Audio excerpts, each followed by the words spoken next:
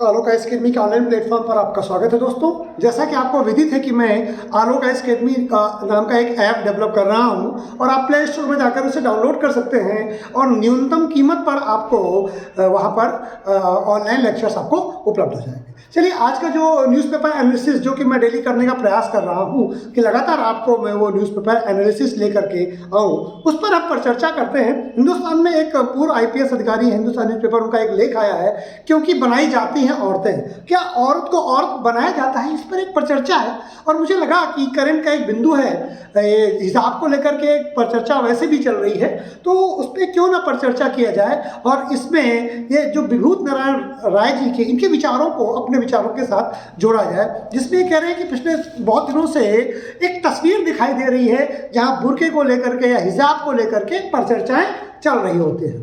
तो हिजाब को लेकर के जो परिचर्चा चल रही है उसमें जो है विभूत नारायण राय जी ने एक बात कही। एक बहुत बड़ी फेमस लेखिका है सिमोन द बोअर, जिनकी नॉवल का नाम है द सेकंड सेक्स, जिसे हिंदी में अनुवादित किया है, उसका नाम है स्त्री उपेक्षिता। मैंने इसका अध्ययन किया है, इन्होंने इसको कोड किया है। इसमें सिमोन द बोअर कहती हैं कि स्त्री, जब कोई व्यक्ति संतान पैदा होता है तो वो महिला के रूप में या पुरुष के रूप में नहीं होता है, वो स्त्री भी इंसान के रूप में जन्म लेती है, लेकिन उसे स्त्री बनाया जाता है, उसे बताया जाता है कि आप स्त्री हैं इसलिए आप पर्दा करें, आप स्त्री हैं इसलिए आप पुरुषों के बराबर अधिकार का उपयोग नहीं कर सकती हैं, आप स्त्री हैं तो पति धर्म का पालन करना है, आप स्त्री हैं तो चरित्रवान है तो आपको पर्दा करना ही करना पड़ेगा। ये एक, अगर आप देखें, ये एनालिसिस करें कि पूरे विश्व में, हिंदू हो चाहे सिख हो चाहे ईसाई हो चाहे मुस्लिम हो, पूरे विश्व में महिलाओं को पुरुषों के अधीन रहने के लिए प्रेरित किया जाता है, इंस्पायर किया जाता है, और पुरुषों का समर्थन समाज तो करता ही करता है, धर्म भी समर्थन करता है। इस्लाम धर्म का एक उदाहरण लेते हैं, जिसमें मोहम्मद साहब ने पुरुषों के लिए भी ड्रेस कोड बनाया है और महिलाओं के लिए भी ड्रेस कोड है, इसमें बुर्का है, हिजाब है। लेकिन आप देखेंगे पुरुष लोग जो उपयोग करते हैं, कपड़े नहीं पहनते हैं, तो भी उनके लिए फतवा जारी नहीं होता है, तो भी उनको नहीं कहा जाता है कि वो चरित्रहीन है। लेकिन महिला अगर ना पहने तो उसके लिए एक प्रश्न उठाया जाता है कि संभ्रांत वर्ग की महिला, अच्छी महिला, चरित्रवान महिला बुर्का और हिजाब पहनती है। हिंदू धर्म में भी पुरुषों के लिए कुछ वस्त्र पहनने की परंपरा है, लेकिन उनके लिए भी वही है कि महिला तो पर्दा में रहेगी पर पुरुष नहीं रहेगा। क्यों? अगर पर्दा है तो पुरुषों के लिए भी है, और दूसरा, सदियों से जो औरत का बॉडी स्ट्रक्चर है उसको लेकर के पुरुष हमेशा इनसिक्योर रहा है, तो उसे धर्म के माध्यम से, कानून के माध्यम से या समाज के माध्यम से उसे नियंत्रित करने का प्रयास करता है। मुझे कहने में कोई दुख नहीं है कि दुनिया में जितने कानून बने हैं उसमें ज़्यादातर केसेस में महिलाओं के पास अधिकार कम है और पुरुषों के पास अधिकार ज़्यादा है। इसीलिए अब पूरे दुनिया में एक तरह की एक ऐसी परंपरा शुरू हो रही है जहां महिलाओं के अधिकारों की बात चल रही है। तो इसीलिए मैं इस बात से सहमत हूं कि जन्म से कोई जो बच्चा पैदा होता है वो बच्चा होता है, बेबी बॉय या बेबी गर्ल हम कहते हैं, लेकिन वो बच्चा होता है। बच्चे को और हम कैसे बनाते हैं, ये पूरा सामाजिक उसके पीछे चिंतन लगता है, उसके पीछे धार्मिक चिंतन लगता है, और उसके पीछे जो है बहुत सारी सामाजिक परंपराएं आ जाती हैं।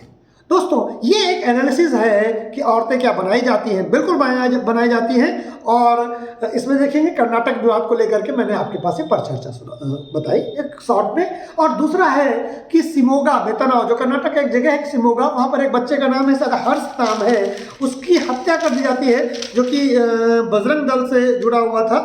और उसकी हत्या के बाद सिंपल सी बात है कि जो एक्शन होना था, जो तनाव होना था, वो हो गया। जब एक धर्म को लेकर के या धार्मिक कट्टरता को लेकर के एक समाज एक कट्टरता के बिंदु तक अपने आप को एक्सप्रेस करता है, वो देश के संविधान को भी धता बताने के लिए तैयार रहता है। कोई भी वर्ग, वो हिंदू हो या मुसलमान हो, वो वर्ग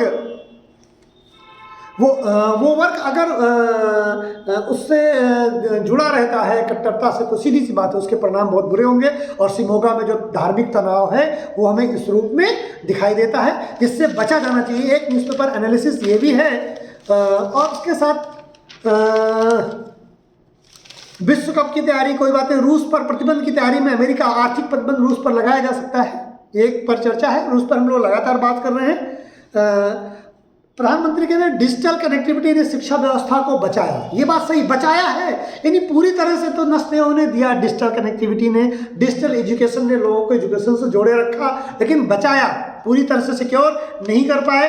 डिजिटल कनेक्टिविटी लोगों को जोड़ती है, शिक्षा से भी जोड़ती है, लेकिन वो पूरी तरह से जो है। एक और बिंदु है कि जो नौसेना है, भारत के राष्ट्रपति कह रहे हैं कि तेजी से नौसेना को भी आत्मनिर्भर कराने का, मेक इन इंडिया और इंडिपेंडेंट करने का प्रयास कर रहे हैं। और एक और है लेख आज इसमें श्री रविशंकर का, कि आध्यात्म है, जो चिंतन है आध्यात्म, वो क्या है, भीतर की ओर, अपने अंदर की ओर देखना। अगर आपको आगे विकास के परंपरा में अध्यात्म की तरफ जाना है, तो कोई भी दुनिया की सारी बेहतरीन चीज़ें आपके अंदर, मस्तिष्क के अंदर है। आप आनंद लीजिए उस अध्यात्म का और देखेंगे कि उसके बाद आपके विकास को कोई नहीं रोक सकता है। एक ये पर चर्चा है, बाकी सारी चीज़ें पॉलिटिकल हैं, आपके लिए किसी भी काम की नहीं है, इसलिए उस पर कोई पर चर्चा नहीं करेंगे। हम कोशिश करते हैं नॉन पॉलिटिकल बनाने के लिए। पॉलिटिकल तो मुद्दे दिन रात चलते रहते हैं, जो सिविल में काम है, जो आपके एग्जाम में काम है, वो फायदेमंद है। और प्रधानमंत्री ने एक बात और कही है, अच्छी है, डिजिटल यूनिवर्सिटी से दूर होगी सीटों का संकट, यानी यूनिवर्सिटी को भी डिजिटलाइजेशन करने जा रहे हैं, जिससे कि लोग डिजिटल माध्यम से, क्योंकि भारत में ऑफलाइन शिक्षा, इतने शिक्षण संस्थाएं अभी नहीं बनाए जा सके हैं जिससे सभी को बेहतरीन शिक्षा उपलब्ध हो सके, इसलिए डिजिटल यूनिवर्सिटी की खोलने की जो कॉन्सेप्ट है प्रधानमंत्री की, मैं उसकी सराहना करता हूं। और आप शिक्षा का डिजिटलाइजेशन, कोरोना के बाद दुनिया वैसी नहीं रहेगी तो शिक्षा भी अब वैसी नहीं रहने वाली है, डिजिटल चीज़ें भी आगे बढ़ेंगी। भाजपा ने आतंक पर सपा को घेरा, ये पॉलिटिकल मुद्दा है, इस पर मैं कोई पर चर्चा नहीं करूँगा। भारत से व्यापारिक संबंध रिश्ते बहाल करना चाहता है पाकिस्तान, स्वाभाविक है, लौट की बिल्ली घर को आए, खिसियानी बिल्ली खम्बा नोचे तो नहीं, लौट की बिल्ली घर को आए, या लौट के बुद्धू घर को आए, राइट। तो पाकिस्तान को पहले भी पता था कि उसे आर्थिक नुकसान होगा भारत से ट्रेड करने पर, बट वो जो है उस समय रिपल्ट यही करना चाहते थे। उसके बाद हिंद प्रशांत में समुद्री सहयोग करेंगे भारत और फ्रांस।